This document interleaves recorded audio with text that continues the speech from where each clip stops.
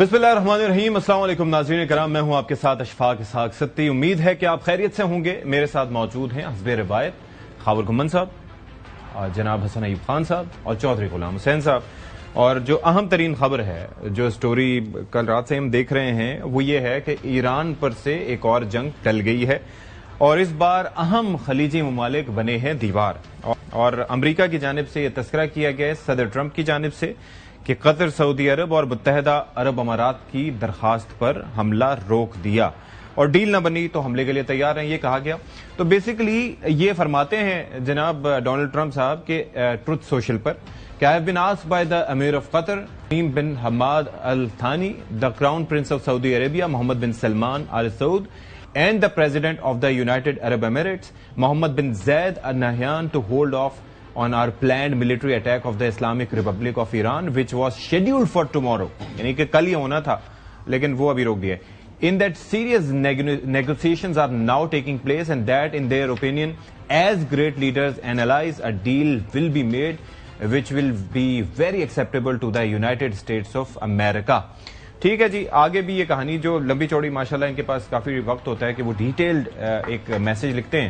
تو آگے یہ فرماتے ہیں کہ this deal will include importantly no nuclear weapons for Iran. Based on my respect for the above mentioned leaders, I have instructed secretary of war Pete Hegseth, the chairman of the joint chief of staff, اور general Caine and the United States military that we will not be doing the scheduled attack. لیکن خیر, اس میں کہانی کیا ہے؟ اس میں کہانی یہ ہے کہ یہ تو انہوں نے روک دیا ہے, 3 دن کے لیے وقفہ دیا ہے. اب سلسلہ یہ ہے کہ what I was reading through کہ اس کے اندر جناب علی ابھی تو وہ حملہ روکا ہے, لیکن نیگوسیشنز کیا ہو رہی ہیں. کچھ لوگ کہہ رہے ہیں کہ جو انریچمنٹ کا معاملہ ہے, امریکہ چاہ رہا تھا کہ جی 25 سال کا بین لگایا جائے, ایران نے کہا نو. امریکہ چاہ رہا تھا کہ جی 20 سال کا بین لگایا جائے, ایران نے اس پر بھی انکار کیا. پھر جو معاملہ ہے آئل سینکشنز کے حوالے سے کہا جا رہا ہے کہ وہ اس صورت میں اٹھائی جا سکتی ہیں کہ امریکہ چاہتا ہے کہ جو پراکسیز کا جو نیٹ ورک ہے ایران کا, اس کے اوپر ایک تاثر یہ پایا جا رہا تھا کہ جس طرح سے حزب اللہ کو اس سے پہلے ٹارگٹ کیا گیا تھا تو وہ بالکل ان افیکٹو ہو گئے تھے. حسن نصر اللہ صاحب کی شہادت ہوئی تھی, لیکن ابھی ریسنٹ کانفلکٹ میں ہم نے دیکھا کہ وہ بھی ایکٹیو رہے اور حزب اللہ نے خاصا ٹھوکا اسرائیلیز کو ادھر لبنان میں جب وارفیئر چل رہا تھا. اور ساتھ ہی ساتھ حوثیز کا جو معاملہ تھا, انہوں نے بھی وہ باب المندب والے معاملے پہ کافی ایکٹیو دکھائی دیے. تو پراکسیز کا معاملہ ہے. اب بلاکٹ کی جہاں تک بات ہے, اس کے اوپر جو سی آئی اے کے اپنے ایسٹیمیٹس ہیں وہ یہ سمجھتے ہیں, صدر ٹرمپ کو بتاتے ہیں کہ بھائی 3 سے 4 مہینے تک بھی آپ نے بلاکٹ رکھی نا, تو تب بھی ایران یہ سہار جائے گا. اور دوسری جانب ایران بھی تیار ہے کہ اگر ہم پہ حملہ کیا تو پھر ہم بھی تیار ہوں گے. تو پروگرام کے پہلے حصے میں ہم ظاہر ہے اس حوالے سے بات کریں گے. پروگرام میں آگے چل کے ہم 28ویں ترمیم ممکنہ موقع کب متوقع اس متعلق بھی بات کریں گے. تو خاور گمن صاحب, اس دفعہ ویسے تو ہمیشہ پاکستان رول پلے کرتا رہا, اس دفعہ جو ہے وہ کچھ نئے فریق نے بھی ذمہ داری سنبھالی. اور آپ اور ہم یہاں پر بیٹھ کے بات کرتے تھے کہ پاکستان کا مسئلہ ہے, ظاہر ہے کہ برادرن ملک ہے ایران, اور جی سی سی پر حملہ ہوتا تو ظاہر ہے وہ بھی ہمارے برادر ملک ہیں. لیکن اس سے ہٹ کے ایک اور چیز تھی کہ آئل سیکیورٹی, انرجی سیکیورٹی, وہ بھی لنکڈ تھا, اور پاکستان کا ماشاءاللہ ایک رول میڈیٹر کا. لیکن اصل جو کنسرن جن کنٹریز کا تھا, اب وہ جا کے بولے ہیں. تو یہ کہا گیا کہ کیا ہوا. اس سٹوری پہ بات کرتے ہیں. ٹائم اگر ابھی اجازت دیتے ہیں تو ابھی بات کر لیتے ہیں. جو پاکستانی کرکٹ ٹیم بنگلہ دیش گئی, آگے چل کے اس پہ کریں گے ابھی, کیونکہ میچ از ناٹ اوور نا, it is not over until it's over, it is almost over. لیکن کون سی امید لگا کے بیٹھے ہیں؟ ایک منٹ نہیں, کون سی امید لگا کے بیٹھے ہیں جناب, آپ پہلے بتائیں مجھے. اور نہیں میں ایک بار شرمندہ مجھے کرنا تھا. ہاں کون سی امید لگا کے بیٹھے ہیں یار, میری بات کرنی ہے. آپ رضوان کوئی نہیں, آپ کون سی رضوان کی ہیروئکس اور ہماری جو 3 بچی کچی وکٹیں ہیں ان کو ہلکا لے رہے ہیں یار. میں وکٹوں پہ نہیں, آپ چلو بات شروع ہوگی تو بات کر لیتے ہیں. دیکھیں, مجھے صرف ایک کنسرن ہے, پاکستان کی کرکٹ اور پاکستانی ٹیم. چودھری صاحب, ہمیشہ ہم جانے جاتے تھے کہ پاکستان کے اندر بیٹرز بھی اچھے ہم نے پروڈیوس کیے, لیکن ہماری فاسٹ بالنگ کا کوئی مقابلہ نہیں رہا.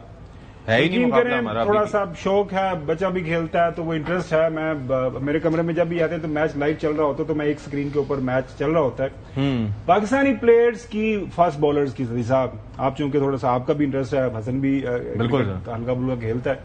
ہمارے بالرز 130 جو ہے کلکس کر رہے ہیں, 130 کلومیٹر پر آور. بنگلہ دیش کے بالرز پتہ کس سپیڈ سے بالنگ کروا رہے ہیں؟ رانا صاحب کا پیس دیکھا ہے آپ نے؟ رانا ناہید 150 کو وہ ٹچ کر رہا ہے کنسسٹنٹلی، اور وہ بھی ٹیسٹ میچ میں. ٹیسٹ میچ میں 140 سے پلس ہے. میں یہ کہہ رہا ہوں کہ 150 کو ٹچ کر رہا ہے.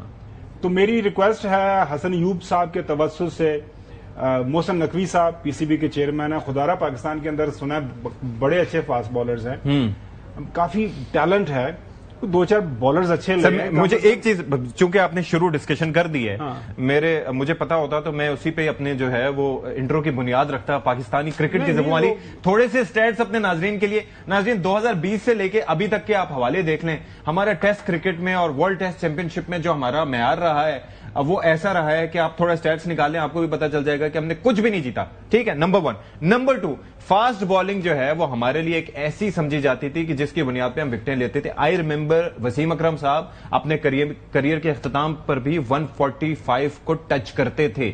وقار یونس کی بیک انجریز تھی پھر بھی. شعیب اختر صاحب آپ کو پتا ہے کہ Pakistan the fastest bowler in the planet وہ شعیب اختر تھے، 161.3. مسئلہ یہ ہے کہ آج کل اس میچ میں بھی جو ہم نے رنز لیک کیے ہیں جناب خاور گھمن صاحب، وہ ہمارے اس وجہ سے لیک ہوئے ہیں کہ وہ ہمارے جو ٹیل اینڈرز ہیں ہم سے آؤٹ نہیں ہوتے، جن کو ہم یوں ہٹایا کرتے تھے. اس طرح بات کر رہے ہیں جس طرح T20 ماشاءاللہ ہم نے کنزیکٹیو چیمپئن شپ جیت لی ہے، یا پھر ہم ایک فارمیٹ. مجھے اشفاق ستی صاحب آپ نے بات کی تھی، مجھے بتا دیں کہ جہاں پر آپ کی ایسی پرفارمنس ہو جس کو آپ پراؤڈلی نہیں، یعنی آپ سیٹسفیکشن کے ساتھ کہہ سکتے ہو کہ ٹھیک ہے یار they are playing okay. Tape ball cricket sir. اچھا، وہ کراچی میں کافی چلتی ہے. نہیں، تیمور مرزا آپ کو پتا ہے نا، وہ کھیلتا ہے، وہ بھی وہ اچھا ہے. وہ تیمور مرزا صاحب کھیلتے ہیں، ہٹر ہیں، ٹھیک ہے، لیکن ٹیپ بال کے پلیئرز کو لے آئیں پھر انٹرنیشنل کرکٹ کے اندر. سارے تجربات ہو رہے ہیں حسن ایوب صاحب. اچھا میری بات سنیں، اتنا تو پرفارم وہ بھی کر لیں گے، اتنا وہ بھی کر لیں گے. اس سے مایوس کن کارکردگی نہیں ہو سکتی. بھائی اگر 0 پر آؤٹ ہونا مثال کے طور پر کمال ہے تو وہ تو آپ بھی کر سکتے ہیں، میں بھی کر سکتا ہوں. نہیں آپ ہو جائیں گے، میں تو 0 پر نہیں آؤٹ ہوں گا انشاءاللہ. پھر آپ کھیل لیتے ہیں، 1-2 سکور تو کر لوں گا نا، ان سے تو کم از کم پھر بھی بہتر ہوگا. لیکن کہنے کی بات یہ ہے کہ کبھی بھائی یہ بڑی مطلب سیڈ سچویشن ہے، بڑی تکلیف دہ ہے. نیشنل مورال بندے کا اور مورال ڈاؤن ہو جاتا ہے. ایک ہی تو کھیل ہے جس کو پورے لوگ سپورٹ کرتے ہیں، اور دیکھیں نا دل جلے ہوئے ہیں خاور گھمن صاحب بھی، اور باقی پاکستان کے لوگ. خاور گھمن صاحب کے صاحبزادے کھیلتے ہیں اور اچھا کھیلتے ہیں. میں سر آپ کو میں بھی فالو کرتا ہوں کرکٹ کے پیشن کی بات کرتا ہوں. جی ایک شادی تھی، شادی کے اوپر جناب میرے بیٹے بھی میرے ساتھ تھے صاحبزادے. وہاں پر تمام بڑے بڑے لوگ موجود تھے. وہاں پر DGI بھی تھے، DGC بھی تھے، DGMI بھی تھے، چیف سیکرٹری پنجاب، بڑے لوگ کھڑے ہوئے تھے. تو میرے بیٹے نے ایک ہی بندے سے ملنے کی خواہش کا اظہار کیا، وہ محسن نقوی صاحب تھے. میں نے پوچھا کیوں ملنا؟ کہتے ہیں یار یہ کرکٹ کے جو نا انچارج ہے نا، یہ PCB چیئرمین PCB.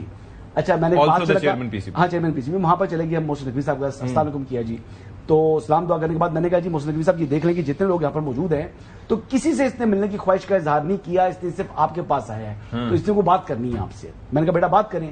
کہتا ہے جی بابر اعظم کو ٹیم پر واپس لے لیں. اس ٹائم وہ آؤٹ تھے. تو کہنے کا مقصد یہ ہے کہ بچے بھی کرکٹ کو سپورٹ کرتے ہیں، پلیئرز کو سپورٹ کرتے ہیں. جب یہ پرفارم نہیں کرتے تو ان کے دل بھی اس طرح ٹوٹتے ہیں. جی میں اپنے بیٹے کی بات بتا رہا ہوں. چوہی صاحب آپ کے سابقہ چونکہ آپ نے ان کے ساتھ کام بھی کیا ہوا ہے، تو محسن نقوی صاحب سے ریکویسٹ کر لیں آپ ان سے کہ یا تھوڑی سی توجہ ادھر دے دیں یا پھر کسی اور کو کہیں کہ وہ سنبھال لیں، کیونکہ پاکستان کی کرکٹ کے کافی آج کل برے دن چل رہے ہیں. چوہی صاحب نہیں، جو ٹیم افغانستان سے، امریکہ سے، فلاں سے اور باٹم سے جو ٹیمیں ہیں ان سے ہار رہی ہو، اس سے آپ کیا توقع کرتے ہیں؟ اور پھر ان کا مینجمنٹ کیا ہے؟ یعنی جو آپ سمجھتے ہیں کس طرح یہ سلیکٹ کرتے ہیں پلیئرز کو اور کس طرح ان کو ریجیکٹ کرتے ہیں پلیئرز کو، ان کا تو کوئی ہمیں اصول پتہ نہیں ہے. اور یہ قوم جو ہے وہ بل بلاتی رہتی ہے، کڑتی رہتی ہے. سارے لوگ سارا وقت اپنا ٹیلی ویژن لگا کے میچ دیکھتی رہتی ہے، تو وہاں دیکھتے ہیں سوائے مایوسی اور تباہی بربادی کے کوئی چیز نظر نہیں آتی. اب آپ بنگلہ دیش سے پے در پے ہار گئے ہیں. وہ ہمارے ملک میں آئے، یہاں سے وہ وائٹ واش کر کے. مسئلہ یہ ہے کہ میں جو کہہ رہا ہوں کہ ایک وقت میں شعیب اختر اور جب یہ ہمارے پاس فاسٹ بالر تو آپ ان سے نہیں پوچھتے بھائی آپ کوئی بندہ دے استعفیٰ دے، کوئی گھر جائے، کوئی ذمہ داری قبول کرے. اس کی میں ایک چیز ایڈ کر دوں, کیوں ناکام ہو رہی ہیں سر؟ یہ ناکام نئے پلیئر کو موقع دیں جی سر, نئے پلیئر جس سسٹم سے نئے پلیئرز آ رہے ہیں. ایک میجر سرجری کا کہا تھا محسن نقوی صاحب نے, انہوں نے کہا کہ ورلڈ کپ کے دوران تو نہیں لیکن ورلڈ کپ کے بعد جب امریکہ سے پاکستان آ رہا تھا انہوں نے کہا تھا میں ایک میجر سرجری کروں گا. دیکھیں میجر سرجری کر دیں, اس کے بعد ایک اور نقوی صاحب کر دیں, میجر سرجری کر دیں. مطلب ایک دفعہ تو کم از کم یہ جو پلیئرز بنے ہوئے سٹار بنے ہوئے بیٹھے ہیں, سٹار وہ ہوتا ہے جو پرفارم کرتا ہے کنسسٹنٹلی. ہارنے والے سٹارز نہیں ہیں, یہ لوزر سٹارز نہیں ہوتے, وہ لوزرز ہوتے ہیں. بات کہی کہ میرے صاحبزادے ایک جگہ ایونٹ میں گئے اور محسن نقوی سے انہوں نے بات کرنے کی خواہش, شادی میں, اور وہاں پر انہوں نے کیا کہا, بابر اعظم کو لایا جائے. بابر اعظم پھر بھی ٹرائیڈ اینڈ ٹیسٹڈ. میرا صاحبزادہ کرکٹ اتنا زیادہ فالو کرتا تھا, he is a huge fan of Babar Azam, لیکن اب اس نے کرکٹ سوئچ کر دیا. Though he still follows Babar Azam, لیکن اب now is playing football. کہ بھائی ادھر تو دل ہی ٹوٹتے رہتے ہیں, یہاں پر ٹیم نہیں ہے ہماری, لیکن چلو اب کیا کریں کہ پرفارم نہیں کرتے. ایشو از کہ جب آپ پہلے کہتے تھے کہ جی ہمارے انڈین پلیئر جو ہیں وہ شاید گوشت وغیرہ نہیں کھاتے تو اس میں اتنا پیس جنریٹ نہیں ہوتا, ہمارے 18-19 سال کے لڑکے اور ان کا پیس جنریٹ نہیں ہوتا, یا جن کا 150 ٹچ بھی کرتے تھے شاہین سے لے کے باقی, کچھ سمجھ میں آتا ہے کہ اب کیوں نہیں جنریٹ کر پاتے؟ کیا وجہ لگتی ہے آپ کو؟ میری رات بھی ایک سینئر ان کے پی سی بی کے آفیشل سے ایک ڈنر پہ ملاقات ہوئی, تو میں نے اس سے یہی سوال کیا, میں نے کہا جی ہو کیا رہا ہے, انہوں نے کہا جی کوئی سیریس مینجمنٹ کے ایشوز ہیں. بہرحال ہم آگے بڑھتے ہیں, نقوی صاحب سے ریکویسٹ کرتے ہیں بال تو کرنی انہوں نے خود ہے, مینجمنٹ میں یہ ملبہ بھی محسن نقوی پہ ڈال دیں. دیکھیں بال ان سے تیز ہوتا نہیں ہے, بال صحیح کرتے نہیں ہیں, فوکس ان کا گیم کے اندر ہے ہی نہیں, وہ ایسا ونر مائنڈ سیٹ کے ساتھ ایسا یعنی فائٹ کرنے کے لیے وہ آ ہی نہیں رہے, وہ فائٹر ہے ہی نہیں. بات آپ کر رہے ہیں اسی کو دہراتے ہوئے, اگر ایک بندہ سپیڈ نہیں دے رہا تو ریپلیس کریں. تو مینجمنٹ کا مطلب یہی ہے کہ آپ پرانی اور جو سپیڈ دیتا ہے کھیل رہے تھے ان کو اٹھا کے آپ جو سپیڈ دیتا ہے اس میں لے گئے آپ ٹیسٹ میں. وہ حارث رؤف وہ بیچارہ سپیڈ دے کے رن بھی اتنا ہی دیتا اور وہ رن بھی نہیں روک پاتا. مسئلہ سارا ہے نا کہ پہلے جو پیسر تھے ان کا ایک تھریٹ ہوتا تھا کہ شعیب اختر آتا تھا تو لوگوں کی ٹانگیں کانپنا شروع ہو جاتی تھی. وہ ایگریشن تھا, وہ ایگریشن نہیں ہے. حارث رؤف میں وہ بیسکلی چیز نہیں ہے شعیب اختر والی یا وسیم اکرم والی یا وقار یونس والی. ایون محمد زاہد صاحب تھے جو بیک انجری ہوئی تھی, وہ کیا بالر تھا, وہ شعیب اختر سے فاسٹ تھا. اس نے تو اتنا زیادہ مطلب پریشان کر دیا لارا کو بھی کہ لارا بھی کچھ سمجھ نہیں آئی جب پیک پر تھا. تو ایسے بالرز موجود ہیں, ایسا ٹیلنٹ موجود ہے, آپ نے ہنٹ کرنا ہے. کچھ آپ نشاندہی کریں, ہنٹ کیسے کرنا ہے؟ ہنٹ کرنے کے لیے آپ کو دور افتادہ شہروں میں جانا پڑتا ہے جہاں پر 5 اسٹار ہوٹلز نہ ہو, وہاں پر عام جگہوں پہ ٹھہر کے اسکاؤٹنگ کرنی پڑتی ہے. کون کرے گا اتنے پیسے دے کے جو 1 کروڑ کہ ہم 2-3 منٹ میں نکل جائیں گے. آپ تو میرے سے بھی زیادہ پیشنیٹ ہو گئے, آپ نے شروع کیا تھا نا. بس ٹھیک ہے, آپ آگے بڑھتے ہیں, آپ کی سٹوری جو پہلا سوال اس پہ آتے ہیں. اچھا جی, یاد ہے آپ کو میرے ساتھ؟ بالکل بڑی بھائی بات یہ ہے کہ پہلے نہیں بولے, ہوں کیوں بولے؟ اب میں آپ کو بتا دوں کہ یہ جو آپ نے اسیسمنٹ دی نا سی اے کی, سی اے کی اسیسمنٹ تو ویسے پہلے بھی تھی. اس نے جو ریڈ کلف ہے ان کا سی اے ڈائریکٹر, اس نے بتایا تھا پریزیڈنٹ ٹرمپ کو یہ اس جنگ میں مت جائیں, پھنس جائیں گے. ابھی وہ بتا رہے ہیں کہ مشکل ہے. مئی 2025 پریزیڈنٹ ٹرمپ اپنے الیکشن کے بعد پہلا فورن وزٹ کرتے ہیں. وہ آتے ہیں پہلا یو اے ای, سعودی عربیہ اور قطر. جو آپ نے سوال کیا نا کہ آپ 3 ممالک نے ریکویسٹ کیا ہے کہ آپ یہ جنگ نہ کیجیے گا. یو اے ای کے ساتھ 1.4 ٹریلین کے ان کے جو ڈفرنٹ ایگریمنٹس ہوئے ہیں, جس میں اے آئی ہے, انرجی ہے, سیمی کنڈکٹرز ہیں, ایویشن ہے اور وہ ڈیٹا سینٹرز ہیں. اس کے بعد سعودی عربیہ کے ساتھ جب یہاں پہ آئے تو $600 بلین کے ایگریمنٹس ہوئے. اوکے, وہ بھی معاملہ ہے. اور بعد قطر میں جاتے ہیں. قطر نے آپ کو پتا 450 کا کتنے ملین کا جہاز بھی دیا. جی اس کو ابھی ایئر فورس 1 یا ڈومز ڈے پلین میں تبدیل کیا جا رہا ہے. قطر جو ہے ان کے ساتھ 1.2 ٹریلین مطلب $1200 ارب کے آپ نے اکنامک ایکسچینج ڈفرنٹ پروجیکٹس ہیں. اس میں بھی ایویشن بھی ہے, ڈیفنس ہے, مینوفیکچرنگ ہے. ٹھیک ہے. سو اب یہ تینوں ممالک نے رات کو ریکویسٹ کی ہے نا. میری کچھ لوگوں سے بات ہوئی, میں نے کہا جی یہ کیا وجہ بنی. پہلے تو پاکستان ریکویسٹ کرتا تھا, ہمارے پرائم منسٹر اور ہمارے سی ڈی ایف کا نام لیتے تھے, انہوں نے ریکویسٹ کی. تو اب یہ لوگ, تو انہوں نے کہا جی پاکستان پہلے بھی ریکویسٹ کر رہا ہے اور ابھی بھی ریکویسٹ کر رہا ہے اور تمام ریجنل کنٹریز سے بھی کر رہا ہے, ان کے ساتھ رابطے میں بھی ہے. تو میرے خیال میں یہ ایک بہت اچھا انیشیٹو ہے کہ یہ بھی بولے ہیں, کہ یہ بھی بولے ہیں. ان کو سمجھ آ گئی ہے کہ یو اے ای, قطر, سعودی عربیہ کہ جنگ کوئی حل نہیں ہے ایران کے ساتھ. سی اے اگر کہہ رہا ہے کہ ایران اگلے 3-4 مہینے بھی جنگ برداشت کر لے گا, لیکن اگر یہ جنگ شروع ہو جاتی ہے تو اتنی تباہی ہوگی, ایران نے ثابت کر دیا ہے. تو میرے خیال میں کسی کا کچھ نہیں بچے گا. اچھی بات ہے انہوں نے ریکویسٹ کی ہے, اچھی بات ہے صدر ٹرمپ نے ان کی بات سنی ہے, مانی ہے, کیونکہ اگر یہ جنگ دوبارہ شروع ہو جاتی ہے تو ایران نے واضح طور پر کہا ہوا ہے کہ ہم فل تھروٹل جائیں گے اور اس دفعہ اتنا حیران کر دیں گے جہاں جہاں کہیں پہ بھی ان کے بیسز جو جس جگہ کے اوپر سروائیول کے لیے کرے گا نا جو کچھ کرے گا, بالکل ان کو نہیں چھوڑیں گے. خاور صاحب تو میرے خیال میں دس از گڈ, اللہ کرے اس کے اوپر معاملات آگے بڑھیں. بیسیکلی ایران نے سروائیو کرنا ہے, تو ظاہری بات ہے کہ اگر بلی کو بھی جو ہے نا دیوار سے لگائیں گے تو وہ حملہ آور ہو جاتی ہے. تو وہی حساب ایران کا ہے کہ ایران نے اپنی بقا کے لیے, خود قائم رہنے کے لیے, اپنے وجود کے لیے اس نے جو کچھ کرنا ہے پھر کرنا ہے. پھر اس نے دے ول شو نو مرسی, ایرانی بتا چکے ہیں کہ وہ کوئی لحاظ نہیں کریں گے. تو جو دیگر یہ ممالک آگے, یعنی بالخصوص یو اے ای کے اوپر تو پہلے بھی سب سے زیادہ جو ہے وہ ٹیکس کی ایران نے, تو یو اے ای کو بھی اس بات کا احساس ہو گیا ہے. آئی بلیو کہ اسرائیل نے ان کو بھی کافی حد تک جو ہے اس مرتبہ یعنی خراب کرنے کی کوشش کی ہے. حالانکہ ان کے تعلقات آپس میں اچھے ہیں, بٹ اسرائیل نے بینگ اسپوائلر ان کو بھی استعمال کرنے کی کوشش کی. ان کے بھی جو سٹیکس تھے ان کو جو ہے بچھو والی نیچر ہے, وہ اپنی عادت سے مجبور ہے. تو اس نے بھی بیسیکلی ڈنگ مارا یو اے ای کو بھی. تو یو اے ای کے لیے آئی بلیو کہ وہ ویک اپ کال تھی, ایک چیز. دوسری بات یہ ہے کہ انہی ممالک کے سب سے زیادہ سٹیکس ہیں اور انہی ممالک کی ذمہ داری بنتی ہے. پاکستان نے تو یعنی ہمارے ہمسائے میں ایران ہے, اگر ایران خدا نہ خواستہ وہاں پر حالات خراب ہوتے ہیں تو یہ ہمارے اوپر بھی اس کے اثرات آئیں گے جبری طور کے. اور اگر مزید اگر یہ بات سمجھنے والی ہے کہ جس ملک کے ساتھ بارڈر لگتا ہے ایران کا, خدا نہ خواستہ اگر ایران کی تباہی ہوتی ہے تو پھر وہ تباہی اس ایران تک محدود نہیں رہے گی, وہ پھر جس ملک کے ساتھ سرحد لگے گی اس ملک کے اندر بھی اس کے اثرات آنے ہیں. آخری بات یہ ہے کہ اسرائیل کو اس وقت ایک ہی ملک اس خطے کے اندر آنکھیں بھی نکالتا ہے اور اس کو پریشان بھی کر سکتا ہے, کیپیسٹی رکھتا ہے, وہ ایران ہے. تو ایران کا قائم رہنا یہ دیگر ممالک کے بھی مفاد کے اندر ہے, چاہے وہ قطر ہے, چاہے وہ لبنان ہے, چاہے وہ دیگر ممالک ہے. فیر اسسمنٹ. چوہدری صاحب یہ ذرا بتائیں اسی بات پہ نقطے پہ کہ یہ جو آپ کو پتا ہے ترکیے میں بھی یہ پریشانی تھی, باقی ملکوں میں بھی پریشانی تھی کہ اگر خدا نہ خواستہ اگر کوئی گراؤنڈ وار شروع ہوتی ہے یا کچھ ایسا ہوتا ہے اس کے نتیجے میں نقل مکانی سے لے کے 10,000 طرح کے مسائل ہوتے ہیں. Iran is with in its rights کہ نہ تو اس کے مطالبات ایسے ہیں کہ جس پہ صرف نظر کیا جائے اور نہ ہی باقی باتیں ایسی. آپ کو لگتا ہے کہ جس طرح کی ڈیمانڈز امریکنز کی جانب سے کی جا رہی ہیں وہ مانے گا ایران یہ ڈیڈ لائنز کو مد نظر رکھتے ہوئے, یا پھر جس طرح سے انہوں نے اگر خلیجی ممالک نے بات کی ہے کہ ڈیل تک پہنچ جائیں گے تو ان کو اتنی شیورٹی کس بنیاد پہ ہے؟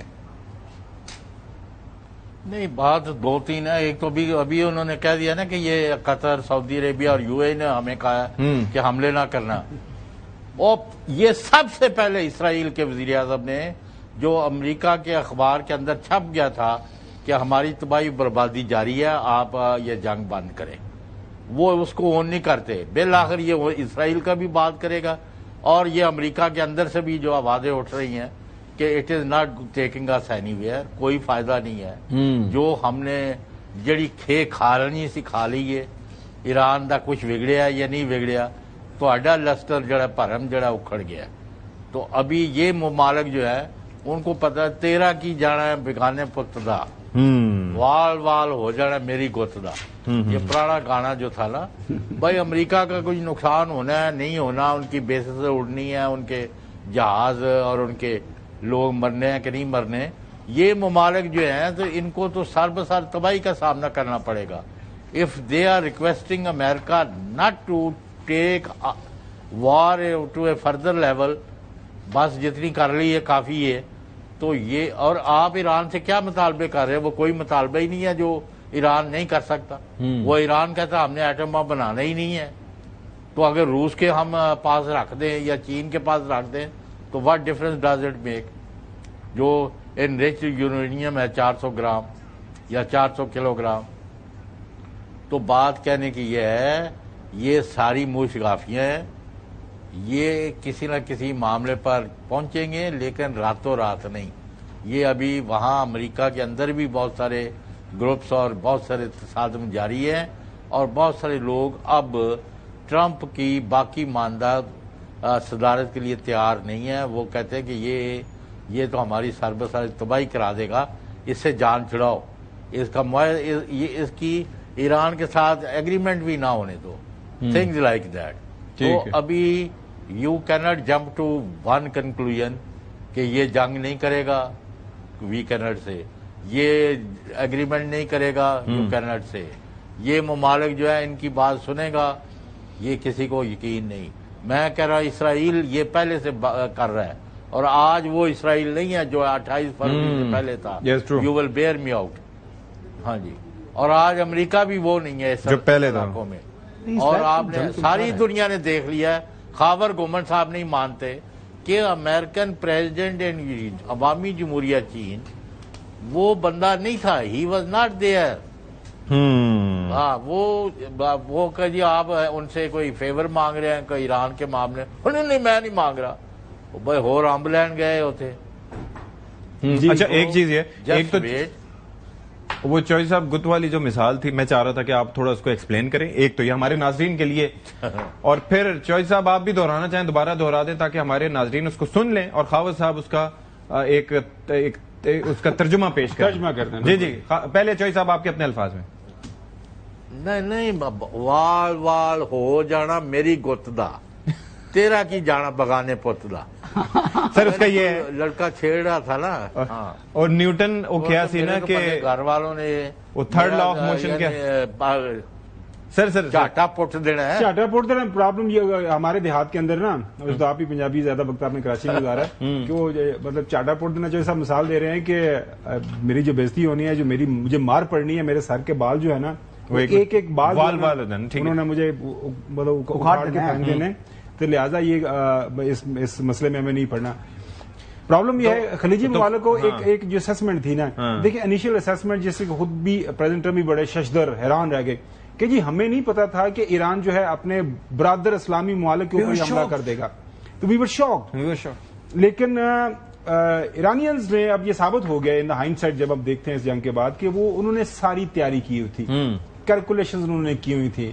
اپنے جو نچلی سطح کے اوپر کمانڈرز تھے ان کے پاس آرڈرز موجود تھے. ان کو پتا تھا ہمارا کمیونیکیشن نیٹ ورک تباہ ہو جائے گا، انہیں پتا تھا ہماری لیڈرشپ کو یہ ماریں گے، انہیں پتا تھا کہ ہم نے کس سطح کے اوپر جا کے کیا کیا چیزیں چلانی ہیں.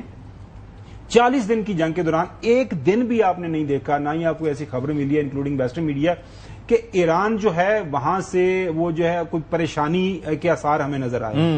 تو اب 3 مہینوں کا ٹائم ان کو پہلے مل گیا ہے یہ سیز فائر. تو وہ ایران اب پوری طرح تیار ہے.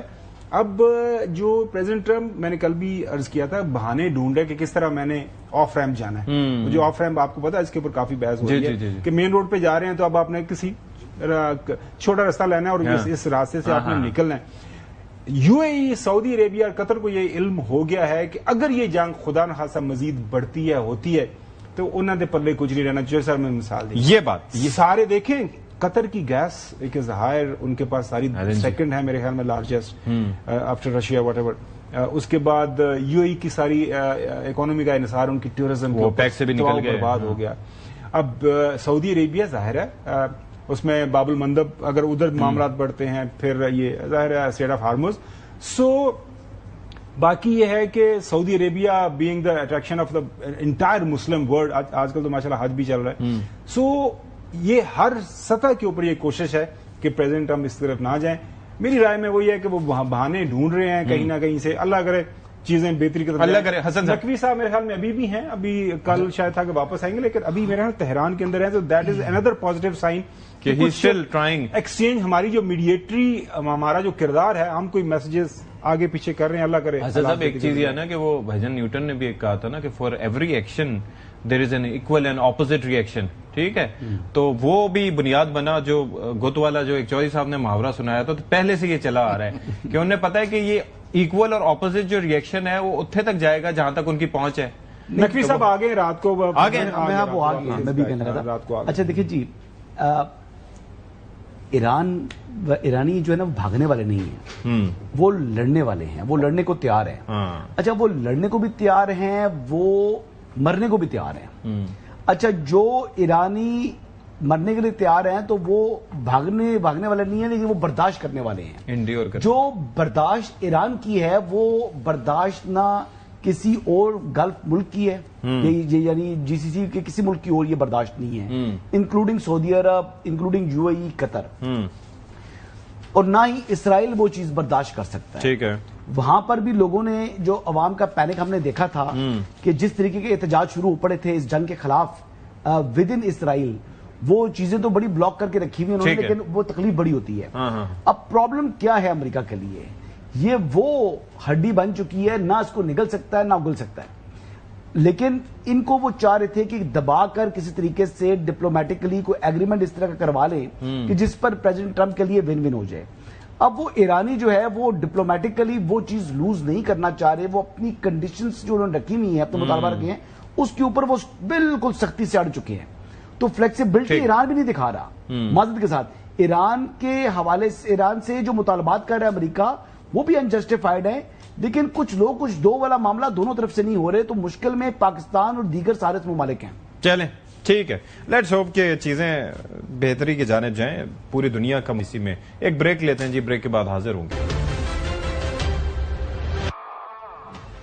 بریک کے بعد پروگرام میں خیر مقدم تذکرہ ہے جی ترمیم کا، جس کا نمبر ہے 28واں۔ اس سے پہلے آپ نے دیکھا کہ 26ویں اور 27ویں تو ہو گئی تھی، اور اب یہ ہے کہ 28ویں ترمیم کا معاملہ کیا ہوگا۔ حسن ایوب صاحب ہمارے ساتھ تھے، وہ کہہ رہے ہیں کہ ابھی تک تو یہ معاملہ ٹل گیا ہے ٹل بجٹ، لیکن اس کے بعد بھی یہ سلسلہ ظاہر ہے ڈسکس ہو رہا ہے، کافی سارے معاملات ہیں جو زیر بحث آئیں گے۔ رانا ثناء اللہ صاحب نے اس متعلق کیا فرمایا تھا، میں چاہوں گا کہ پہلے آپ ذرا دیکھیں، پہلے اگر ہم دکھا سکیں کہ 27ویں کے بعد کیا کہا جا رہا تھا 28ویں سے متعلق، پہلے وہ ذرا دیکھیے۔ میرا خیال ہے یہ 27ویں ترمیم ایک ایسا اٹیمپٹ ہے، but should be followed by 28th amendment. ایک کریکولم ہونا چاہیے، پاپولیشن پلاننگ جو ہے وہ نمبر 1 ایجنڈے پہ ہونی چاہیے، NFC کا جو بوجھ ہے اس کو کم کرنا چاہیے، اسی طرح لوکل گورنمنٹ جو ہے وہ ناپید ہے ہمارے ملک کے اندر جو ہے۔ 28ویں ترمیم جو عوامی ایشوز ہیں، لوکل باڈیز کا ایشو ہے، پاپولیشن کا ایشو ہے، NFC کا ایشو ہے، صوبوں اور مرکز کے درمیان دوبارہ سے جائزہ لینے کی ضرورت ہے، اس کے اوپر بحث جاری ہے۔ ایک چیز تو کلیئر ہے کہ 28ویں امینڈمنٹ آئے گی اور بالکل آئے گی، بالکل آئے گی، یہ تو طے ہے کہ بجٹ سے پہلے ہی ہونی ہے، اور اس کی وجہ یہ ہے کہ جو بھی میکینزم ڈیسائیڈ ہونا ہے، جس حوالے سے بھی آگے بڑھنا ہے، NFC کے حوالے سے، دیگر ایشوز سے تعلق ہے، ڈائریکٹلی تعلق ہے۔ اچھا، اس میں جو ہے وہ آپ دیکھیں کہ اپنی اپنی رائے ہے۔ اعظم نذیر تارڑ صاحب اس پہ فرماتے ہیں کہ ابھی کچھ زیر غور نہیں، بلکہ مگر قانون سازی تو چلتی رہتی ہے۔ قانون سازی اور آئین سازی، آئینی ترمیم مختلف چیزیں ہیں، ایک میں آپ کو 2/3 میجورٹی چاہیے ہوتی ہے اور ایک میں آپ کو سادہ اکثریت، لیکن بہرحال کیا فرما رہے ہیں دیکھیں۔ 28ویں ترمیم کا آ رہی ہے، ابھی تک کوئی ایسے آثار مجھے نظر نہیں آ رہے۔ آئینی ترمیم جب بھی آئے گی، پہلے جو ہمارے حلیف ہیں پارلیمنٹ میں ان سے مشاورت ہوگی، جب بھی ان کی طرف سے سگنل آئے گا، اس کے بغیر ممکن نہیں ہے۔ کچھ ایشوز ایسے ہیں جو حل طلب ہیں، قانون سازی ایک نہ رکنے والا عمل ہوتا ہے، یہ چلتا رہتا ہے۔ کئی مطالبات ہیں، ریجنل مطالبے ہیں، سرائکی صوبے کا بات ہوتی ہے، ہزارہ کے صوبے کی بات ہوتی ہے۔ ہمارے جو متحدہ قومی موومنٹ کے ساتھی ہیں وہ کہتے ہیں کہ جو مقامی حکومتیں انہیں مضبوط کیا جائے، اور ایشوز بھی ہیں اسی طرح کے۔ رانا ثناء اللہ صاحب کیا فرماتے ہیں؟ ظاہر سیاسی امور پر ایڈوائز کرتے ہیں وزیر اعظم صاحب کو، دیکھیں ذرا۔ کیا جو ملک کی دفاعی ضروریات ہیں، پانی کی ایمرجنسی ضروریات ہیں، یا دوسری نیشنل ضروریات ہیں، ڈیٹ کا معاملہ ہے، قرضے اتارنے ہیں، سب کچھ کرنا ہے، کیا یہ تمام مسائل کو NFC کو چھیڑے بغیر تھرو فائنینشیل ریفارمز کرنے کا پلان ہے؟ چاروں چیزوں کا جن کا آپ نے ذکر کیا ہے، ہر قیمت پہ اسی بجٹ میں حل کرنا ہے۔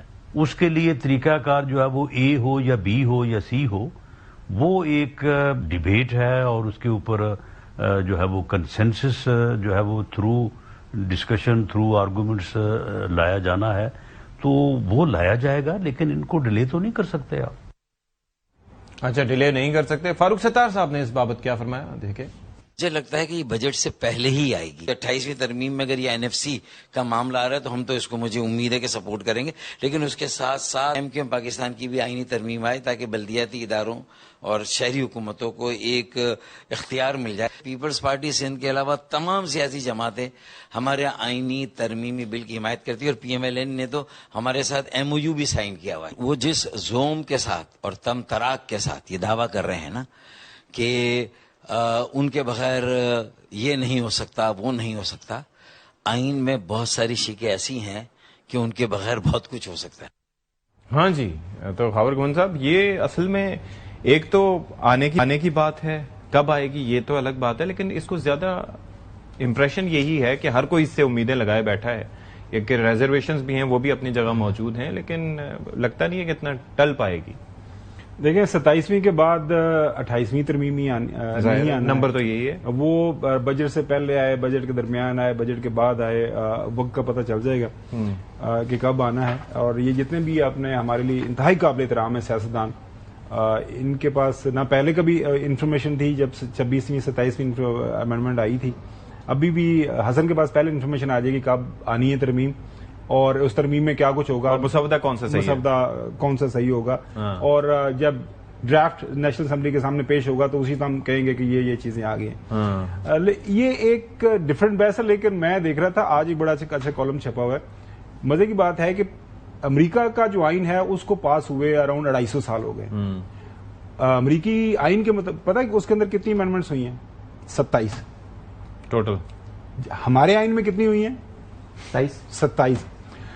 ہم امریکہ کے اس حوالے سے ہم پلہ, لیکن ہم آگے نکل جائیں گے. ابھی سنیں تو صحیح نا, کمپیریزن یہ ہے کہ اگر ہم اسی حساب سے جس حساب سے امریکہ نے امینڈمنٹس کی ہیں, اگر ہم اس حساب سے اگر ہم اپنے حساب سے کریں گے 250 سال کے دوران تو یہ 100 سے زیادہ ہماری امینڈمنٹس ہو جائیں گی.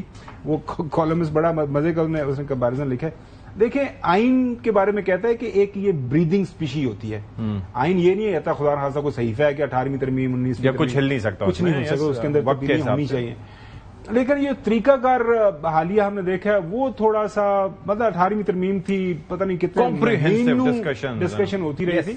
ابھی بھی جو بھی آنا ہے حکومت کو پیش کرنی چاہیے, ڈسکشن ہو, پولیٹیکل پارٹی سے انپٹ لیا جائے, جو بھی کنسنسس ہو, اسٹیک ہو, عوام کے سامنے رکھا جائے. عوام کی بھی انپٹ لی جاتی ہے تھرو پارلیمانی committees.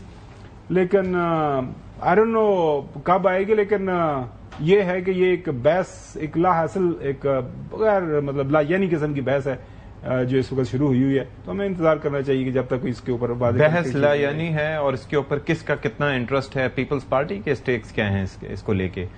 They are on party کا بالکل ہر چیز میں آن بورڈ ہے جی. اور میں آپ کو یہ بتا دوں کہ 26ویں آئینی ترمیم اگر آپ کو یاد ہو تو کروائی ہی بلاول بھٹو زرداری نے تھی. جتنا اس کے لیے وہ ایکٹیو تھے, سرگرم تھے. وہ کون سی تھی جس پہ بلاول کے ٹویٹ سے پتا چلا تھا کہ کوئی ترمیم آ رہی ہے؟ وہ 26ویں تھی, 27ویں. اچھا اس میں یہ ہے کہ اس میں سے کافی چیزیں پھر مائنس ہوئی تھی نا. 26ویں یعنی ترمیم کا مسودہ کس نے تیار کیا؟ کوشچن ہے آپ سے, کس نے کیا؟ آپ بتائیں سر, آپ باخبر ہیں. دیکھیں گزر چکی ہے نا مسودہ, لیکن کس نے تیار کیا تھا؟ وہ کیا تھا جی Mansoor Usman Awan, attorney general for Pakistan. 27ویں کا کس نے تیار کیا تھا؟ منصور عثمان اوان. 27ویں یعنی ترمیم کا مسودہ بھی انہوں نے تیار کیا تھا. اور 28ویں کا مسودہ ہے ہی نہیں, آئی نہیں تھی. تو بات یہ ہے کہ یہ تو جی نہیں آ رہی ہے. پہلے تو آپ کہہ رہے تھے کہ جی میں نے کہا تھا کچھ چیزیں ایسی ہیں جو کہ ہونی ہیں, جس میں یعنی MQM والا میں نے کہا تھا کہ کچھ ان کے انہوں نے معاہدہ بھی کیا ہوا ہے. وہ یہ ہے, یہ 28ویں یعنی ترمیم کے حوالے سے انہوں نے ڈیفر کیا تھا 6 ماہ کے لیے. اب تو 6 ماہ سے زیادہ وقت گزر چکا ہے نا. یہ وعدہ تو کیا کہ 28ویں ترمیم ہم کریں گے, یہ تو فیڈرل گورنمنٹ نے کیا ہوا ہے, مسلم لیگ نواز نے کیا ہوا ہے. اس لیے 28ویں ترمیم آئی ہے. بتائیے گا کہ پاکستان کا جو آئین ہے, پاکستان کی جو آئینی اسکیم ہے, آئین کے اندر کوئی ترمیم کو اس کا انیشیٹو اصل میں کس کو لینا چاہیے اور کون لیتا ہے؟ منصور اوان صاحب کا کیا لینا دینا ہے ایز این اٹارنی جنرل؟ میں بتاتا ہوں پلیز. 28ویں آئینی ترمیم کے لیے یا 27ویں ترمیم کے لیے جو لا منسٹر صاحب ہیں وہ کرتے ہیں نیگوسیشنز ود پارلیمنٹری پارٹیز کے ساتھ. وہ ان کے ساتھ کنوینس کرتے ہیں. جو ڈرافٹ تیار کرنا ہوتا ہے اس میں بڑی چیزیں انوالو ہوتی ہیں. لا منسٹری کا بندہ بھی ہوتا ہے جو کہ جو چیف ڈرافٹ مین ہوتا ہے وہ بھی ساتھ بیٹھا ہوا ہوتا ہے. لیکن وہ ہر چیز جو نوک پلک ہوتی ہے نا قانونی اعتبار سے، کس کا کیا کانسیکوینس ہوگا، اس کوما لگانے سے آگے کیا چیز ہوگا، یا فل اسٹاپ لگنا چاہیے، سیمی کولن لگنا چاہیے، کیا لگنا چاہیے، یہ تمام کی تمام چیزیں بڑا ٹیکنیکل کام ہوتا ہے، یہ اتنا ایزی نہیں ہے. آپ نے ایک چیز تیار کی، اس کی اسپرٹ کے مطابق اس کو کرنے کے لیے اس میں کیا کیا چیزیں شامل کرنی چاہیے، کیا نہیں کرنی چاہیے، کہاں پر کیا کرنا ہے. تو یہ ایک چیز بڑی ویلڈ ہے جو کوشچن انہوں نے پوچھا، میں اسے ایڈ کر دوں کہ جب ہم بات کرتے ہیں شہباز شریف صاحب سے متعلق تو وہ ہم یہ کہتے ہیں کہ he is the prime minister of Pakistan, لیکن جب اٹارنی جنرل کی بات کرتے ہیں تو وہ فار پاکستان ہوتا ہے. ٹھیک ہے، یعنی کہ